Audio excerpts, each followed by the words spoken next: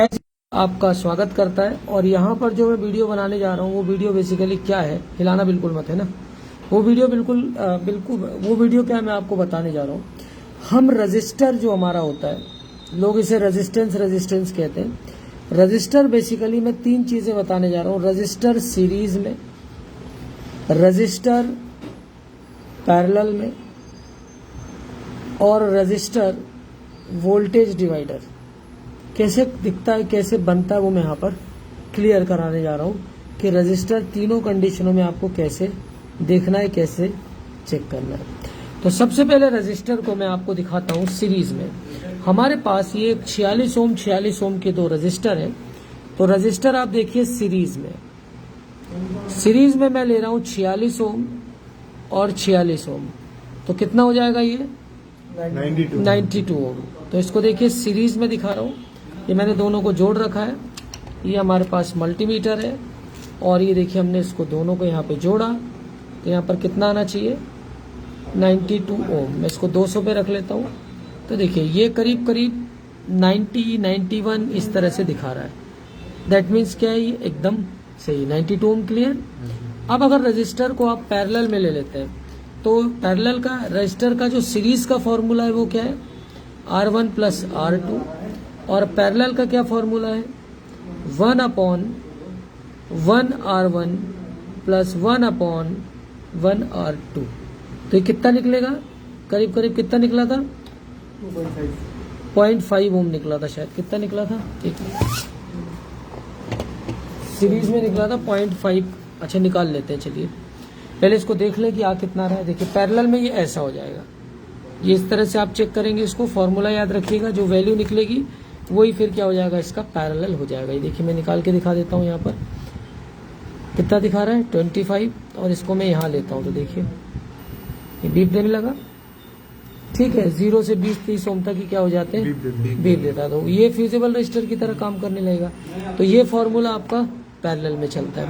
Parallel में क्या हो जाएगा 1/146 प्लस 1/146।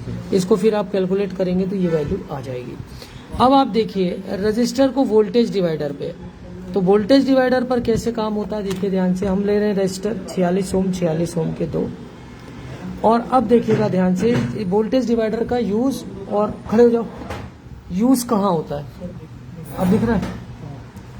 देखो ध्यान से, मान लीजिए कि हमारे पास एक 3-5 आईसी है। कौन सी आईसी है, 3-5। ये हमारे पास एक चार्जिंग आईसी है, ठीक है, लैपटॉप में। अब 3-5 आईसी को अगर एलडीओ इनेबल करना है, कंडीशन बता रहा हूं, तो यहां से 19 वोल्ट आया और यहीं से वोल्टेज डिवाइडर लग के क्या जाना है, इस पे एक सप्लाई जानी जो रिक्वायर्ड है, जो इसको सेल्फ इनेबल करेगी। तो अब यहाँ पर अगर इसको 2.5 वोल्ट चाहिए तो कैलकुलेशन उस हिसाब से होगा। अब अगर चार्जिंग आईसी को यहाँ पर क्या चाहिए, एसी डिटेक्ट या इस तरह का कोई सिग्नल चाहिए, तो इसके लिए भी हमने क्या कर लिया, एक वोल्टेज डिवाइडर लगा लिया, 19 वोल्ट यहाँ दिया। और जब तक ये इसको प्रॉपर नहीं मिलेगा तब तक क्या होगा, चार्जिंग आईसी या अडाप्टर करंट या जो भी कंडीशन है वो फुलफिल नहीं होगी। तो यहीं पर लैपटॉप क्या हो जाएगा, रुक जाएगा। तो मैं आपको वोल्टेज डिवाइडर का एक्चुअल प्रैक्टिकल करके दिखा रहा हूँ कि किस तरह से काम करता है। हमने यहाँ पर डीसी मशीन ली हुई है, 5 वोल्ट इन कर रहे हैं और 46 ओम के दो रजिस्टर है हमारे पास। तो देखिए फॉर्मूला मैं आपको बता देता हूँ। जो वोल्टेज डिवाइडर का फॉर्मूला होता है वो क्या होता है, V इन, ठीक है। इसके बाद यहाँ पर लिखना आपको R2/R1 प्लस R2। इतना क्लियर है। तो यहाँ पर हम विन ले रहे हैं 5 volt, R2 is 46, R1 is also 46। तो 46 प्लस 46 क्या होगा 45।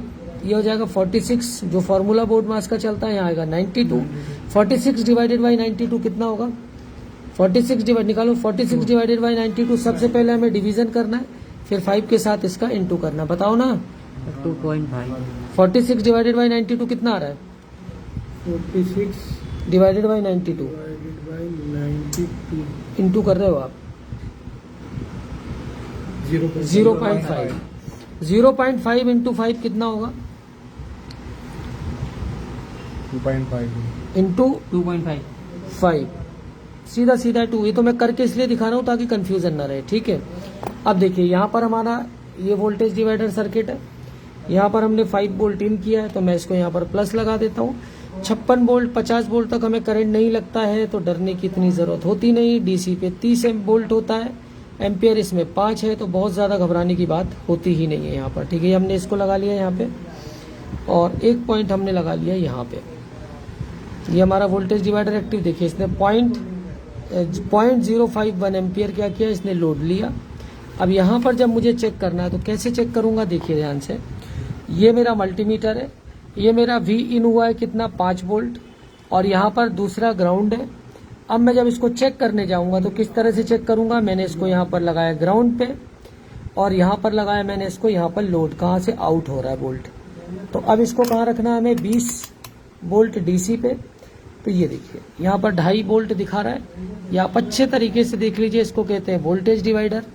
और बहुत सारा हुआ बनाते हैं कुछ लोग कि वोल्टेज डिवाइडर बहुत कठिन है, क्या 1 सेकंड का काम है। हमारे पास आएंगे, हम 1 सेकंड में आपको सारी चीज़ें क्या करते हैं, सिखा देते हैं।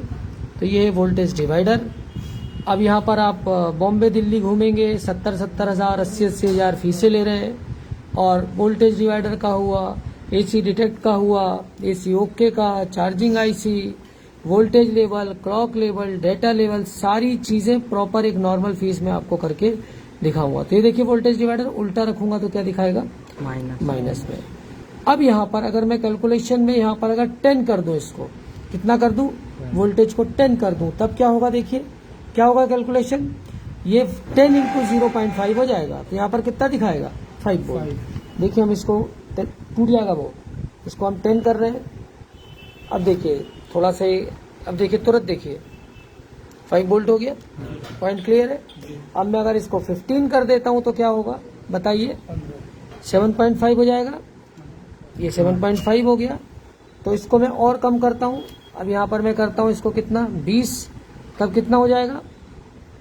अब देखिए यहाँ पर मैंने लोड कम कर दिया तो इसने दिखाना क्या कर दिया, तो मुझे करंट यहाँ पर कुछ ना कुछ लेना पड़ेगा।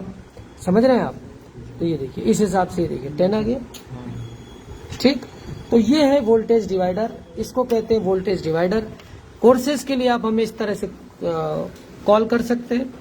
ऐसे हम लैपटॉप पे सारी चीजें समझाते हैं, मोबाइल पे सारी चीजें समझाते हैं, एक एक चीज डिटेल के साथ कराता हूँ।